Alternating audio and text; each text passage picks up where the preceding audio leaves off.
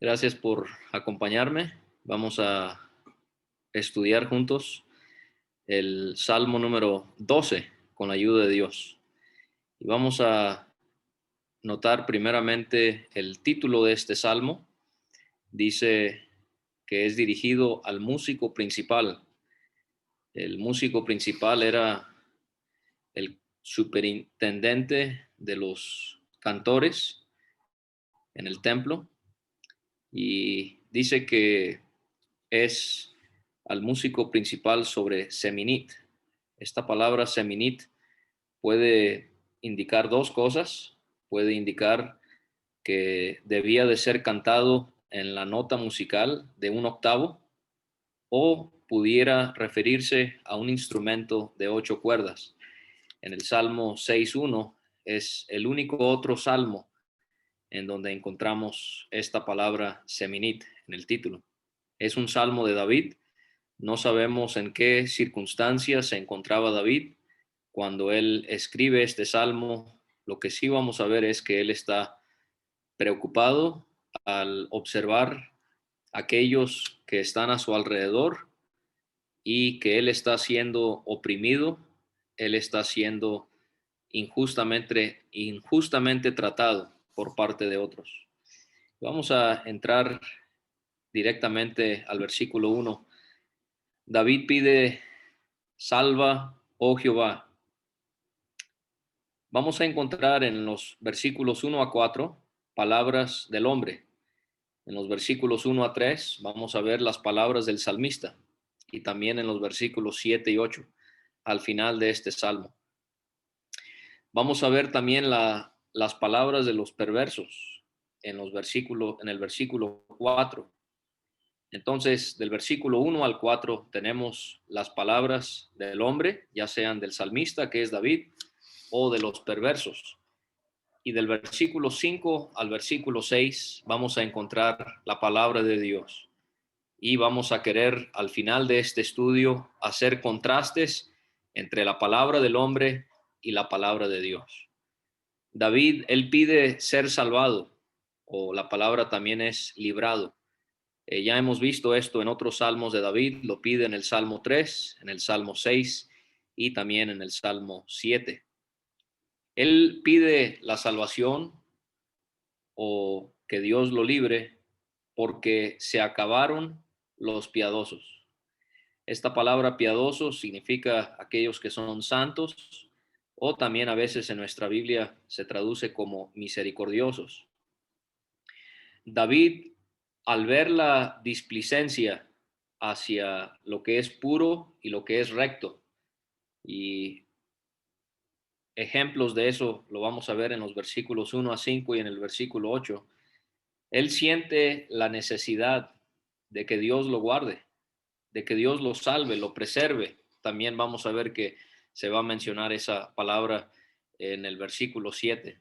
Es más, en el Salmo 86, David pide: guarda mi alma porque soy piadoso. Ahora pensamos en cómo los días de David se parecen mucho a los días en la actualidad. ¿Cómo es que aquellos que tratan de vivir una vida piadosa, en santidad, en rectitud, en justicia, reciben persecución? Puede ser por parte de personas no creyentes. Tristemente, pueden recibir este tipo de maltrato también por parte de personas que dicen ser creyentes. Entonces, David siente la necesidad que Dios lo pueda salvar porque él está recibiendo persecución, pero no sé si fue en el caso de David, pero pudiera suceder en el caso de otro piadoso. Cuando uno está siendo oprimido, como habla aquí David, que Dios, él va a ayudar a los oprimidos. Cuando alguien está siendo presionado, más cuando son varias personas que están en contra de su opinión o de sus palabras, la tentación es poder poner a un lado las convicciones y mejor ceder y ser como la multitud y ya no creer o decir lo que uno venía creyendo y diciendo. Y eso es algo que fue común en los días de David y es algo que vemos aún en la actualidad. Hay un mundo, un sistema que quiere oprimirte, que quiere que tú te amoldes a lo que ellos te dicten, pero también desafortunadamente hay ese tipo de pensar en ocasiones entre creyentes. Y a veces hay creyentes que quieren honestamente, sinceramente, puramente servir a Dios, pero como va en contra de los intereses de algunas personas o en contra de lo que ellos quisieran, entonces viene esta persecución. Y tristemente nosotros también podemos decir como David, salva, oh Dios, porque se acabaron los piadosos. Él también añade, porque han desaparecido los fieles entre los hijos de los hombres. Fieles nos hace pensar en personas como David que estaban firmes en sus creencias, en su convicción delante de Dios. Entonces, si piadoso me hace pensar en que somos puros de corazón, el ser fieles nos hace pensar en poder ser firmes en lo mental, en lo intelectual, que podamos fijarnos doctrinas que claramente establece la palabra de Dios y que no dejemos que nadie nos quite de allí. Entonces, en los días de David y en los días de nosotros, lamentablemente los piadosos se han acabado y los fieles han desaparecido. Esta palabra desaparecido puede significar han fallado o han desvanecido. Y entonces David nos va a describir cómo es que en su generación habían algunas cosas que caracterizaban a la mayoría y que le tenían perturbado. Él primeramente habla de la mentira, habla mentira cada uno con su prójimo. Qué interesante que la palabra mentira, si la buscamos en el hebreo, tiene que ver con algo que es vacío. Así es una mentira, vacía. O también tiene que ver con la palabra algo que es vano. Cuán vana es la mentira. También me llama muchísimo la atención que la palabra en hebreo para mentira proviene de la palabra devastar, arruinar, desolar. Y es increíble cómo vivimos en tiempos donde la mentira es muy común, así ha sido por todas las generaciones, pero aplicándolo a nosotros, en la iglesia hay mucha mentira. Se ha vuelto algo normal, se ha vuelto algo común que hablemos la mentira. Dios quiere personas que hablen la verdad. No solamente la mentira, pero David tiene que señalar los labios lisonjeros de estas personas. Lisonjeros. Son palabras suaves, son palabras que deslizan. Es hablar lo que quiere escuchar la gente y no lo que dice Dios. ¿No ves? Son como las personas en los tiempos del profeta Isaías y me temo que es lo mismo en nuestros días. La gente decía, no nos profeticéis lo recto. Decidnos cosas halagüeñas, suaves, lisonjeras. ¿No ve? La mujer adúltera es identificada en Proverbios 6 como una persona que habla blandura. Así habla la mujer extraña, dice Salomón, habla blandura. Yo no estoy diciendo que debemos de ser personas agresivas, ni mucho menos eso es lo que está dando a entender David aquí, inspirado por el Espíritu, pero creo que sí hay una carencia en nuestros días, especialmente entre varones que tienen la responsabilidad de enseñar la palabra de Dios o de tomar un rol de liderazgo en las iglesias, de poder dejar a un lado los labios lisonjeros, que con amor y ternura podamos ser fieles a la palabra de Dios y no caer en el error de estas personas en los días de David que solamente hablaban lo que quería escuchar la gente. Ese es un requisito para el diácono en Timoteo. No puede ser, no puede haber doblez en él. No puede decir algo a alguien porque le agrada a esa persona y luego cuando viene otra persona decirle otra cosa a él o a ella porque le agrada eso a esa otra persona. Los labios lisonjeros. La tercera cosa que encontramos que tiene que ver con estos labios es el hecho de que tienen un doble corazón. Hacen eso, hablan de esta manera porque tienen doblez, mejor dicho, tienen doblez de corazón.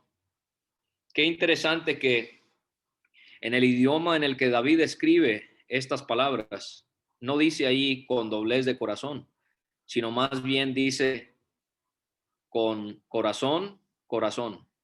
Dos veces repite la misma palabra, dando la idea de que son personas que tienen doblez de corazón. La única otra mención que encontramos de esta frase en toda la Biblia es en Primera de Crónicas 12:33, cuando se nos habla de la tribu de Zabulón. Interesante lo que dice ahí de ellos, que deberíamos nosotros seguir el ejemplo de aquellos hombres que estaban dispuestos a pelear sin doblez de corazón. Dios está buscando varones entre su pueblo que puedan tener el deseo de ser fieles a Dios y fieles a su palabra. David va a llegar a la conclusión en el versículo 3 que Jehová destruirá todos los labios lisonjeros. David vuelve a depender en Dios. Él le pide a Dios en el 1 que lo salve de estas personas que hablan de esta manera. Y ahora aquí en el versículo 3, él está seguro que Dios un día va a destruir a esas personas que utilizan su boca erróneamente. Una persona muy conocida en generaciones pasadas dijo algo que es tan cierto: como no puedo gobernar mi propia lengua, aún estando detrás de mis dientes, ¿cómo puedo querer gobernar la lengua de otros? Entonces tú y yo no podemos obligar a que alguien hable conforme a lo que Dios dice en su palabra, pero sí podemos ser de ejemplo al poder gobernar nuestra propia lengua, para así mostrarle a otros lo que Dios quiere ver que proceda de nuestras bocas. Pero Dios destruye a esas personas que hablan mentira, a esas personas con labios lisonjeros, a personas que tienen doble corazón. No se preocupe, no se preocupe porque hay un Dios que siempre trae justicia. Y entonces él menciona que Dios los va a destruir, pero también dice otra cosa acerca de la boca de estas personas. Hablan jactanciosamente. O sea que hay mentira, hay hipocresía y ahora encontramos que hay orgullo en sus bocas. Son personas que hablan jactanciosamente. Y David da un ejemplo de lo que estas personas han dicho. Él dice en el versículo 4, a los que han dicho. Él va a dar el ejemplo de cómo es que estas personas hablan en contra de Dios. Por nuestra lengua prevaleceremos. Ellos confían en sí mismos. Ellos están confiando en su propia sabiduría. Y así es el hombre en la actualidad. No quiere saber nada de la sabiduría de Dios. Quiere tomar decisiones en base a su intelecto. Desafortunadamente, lo mismo existe en la iglesia en la actualidad. Queremos dejar a un lado los principios y los métodos que Dios ha estipulado en su palabra, que no son negociables, que son incambiables, y nosotros pensamos que por proyectos, por métodos, por técnicas nuevas vamos a poder mejorar lo que Dios nos ha dejado. Ellos se justifican y dicen porque nuestros labios son nuestros. Piensan tener la libertad de hacer lo que quieren con su cuerpo, con sus labios. Y lo peor de todo es que ellos preguntan, ¿quién es Señor de nosotros? Desafiando a Dios. En ellos no hay noción del señorío de Dios en sus vidas. Cuando Dios es el Señor de nuestros cuerpos, según 1 Corintios 6:2, y nuestros labios lo que deberían de hacer es ser usados para glorificar, honrar a nuestro Dios. Dios nos ayude a no perder de vista el señorío que Dios debería de tener sobre nuestros labios. Si yo miento, estoy desconociendo el señorío de Dios en mi vida. Si yo calumnio, si yo enseño falsamente lo que Dios tiene en su palabra, no estoy utilizando mis labios, reflejando la convicción que tengo que Cristo aún es Señor de mi boca, de mis labios. Ahora encontramos en el versículo 5 las palabras de Dios, las palabras de Dios. Por la opresión de los pobres. Aquí pobres no necesariamente significa pobre alguien que es desposeído de bienes materiales, puede significar alguien que está afligido o debilitado. Pero Dios ve la opresión de los pobres por el gemido de los menesterosos. Esa palabra gemido es la palabra lamento, el lamento de los menesterosos. Menesteroso también significa, o es muy parecida a los pobres, a esa palabra. Son personas necesitadas, son personas vulnerables. Y yo sé que estoy hablándole a hermanos y hermanas que han sufrido. Quizás han sufrido por el mundo en el que vivimos, porque sus convicciones ofenden al mundo. Han sufrido rechazo de su misma familia, pero quiero ir más allá de eso. Yo sé que usted ha sufrido por persecución dentro de la iglesia. Mire, hay un Dios que Él está al tanto de la opresión de los pobres. Él está al tanto del gemido de los menesterosos. Y dice Dios, ahora me levantaré. Ya le toca hablar a Dios. Ya el hombre tuvo su oportunidad de hablar. Cosas vanas, cosas engañosas. Ahora Dios es el que va a hablar y Él se levanta. Esto es algo que encontramos en los salmos que tiene que ver con su autoridad, Dios levantándose. En el Salmo 3:7, David pide, levántate Jehová, sálvame, Dios mío. Él pide en el Salmo 7 y versículo 6, levántate, oh Jehová, en tu ira. También en el Salmo 9, versículo 19, levántate, oh Jehová, no se fortalezca el hombre, sean juzgadas las naciones delante de ti. Y en el Salmo 10 también lo hemos visto y solamente estoy dando algunos ejemplos. Esto se repite a lo largo de todos los salmos, pero dice aquí en el 10:12, levántate, oh Jehová Dios, alza tu mano, no te olvides de los pobres. Dios ahora como si fuera se pone de pie para juzgar. Eso lo encontramos en el Salmo 76. David reconoce que Dios se levanta para establecer justicia. ¿Y qué va a hacer Dios al levantarse? Pondré en salvo al que por ello suspira. Otra traducción de la Biblia dice, lo pondré en la seguridad que anhela. Tantos enemigos, tantas amenazas, tanta opresión. Dios dice, yo voy a poner al piadoso, aquel que me honra, lo voy a poner en el lugar de seguridad que tanto anhela. Por ello suspira. Quizás por el cansancio o por la preocupación, suspira. Esa es la idea. Dios ve eso y Él asegura que Él va a cumplir la petición que David le hizo en el versículo 1 cuando le pidió, salva, oh Jehová.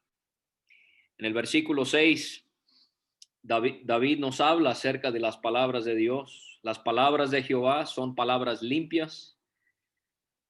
Es un contraste tan grande con las palabras del hombre, llenas de mentira, de orgullo, de hipocresía. No, las palabras de Jehová son limpias. El Señor Jesucristo le dijo a sus discípulos, estáis limpios por la palabra que os he hablado. Cristo dice de la iglesia en Efesios 5:26, habiéndola purificado por el lavamiento de su palabra. Mientras el hombre trata de contaminarnos, a veces creyentes tratan de dañarnos con sus palabras, nosotros tenemos la palabra limpia de Jehová. Esta palabra limpia, pura, que nos purifica a nosotros de todo eso, dice como plata refinada en horno de tierra. El creyente es probado como lo es la plata. En el Salmo 66, versículo 10, leemos eso.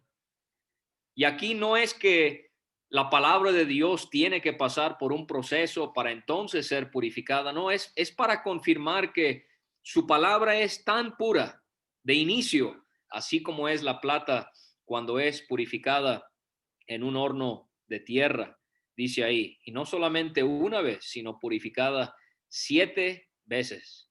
La palabra del hombre son como armas que atacan. La palabra de Dios da seguridad, da consuelo. Las palabras del hombre son vacías.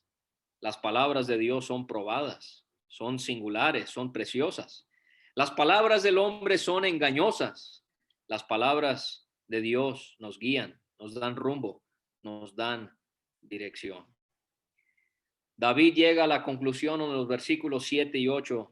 Tú, Jehová, los guardarás. David entiende lo que él pensaba y pedía en el versículo 1. Él ahora confirma en su mente que Dios, él va a guardar a estas personas que tratan de obedecerle.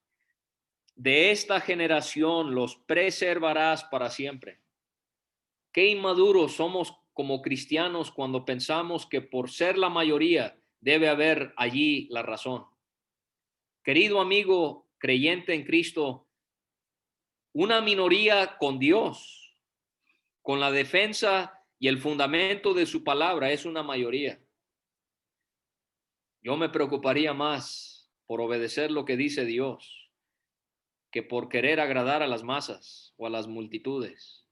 Sea el mundo o sea dentro de la iglesia, primeramente le damos honra a la palabra de Dios. Y David, él confirma, tú Jehová los guardarás. De esta generación los preservarás para siempre.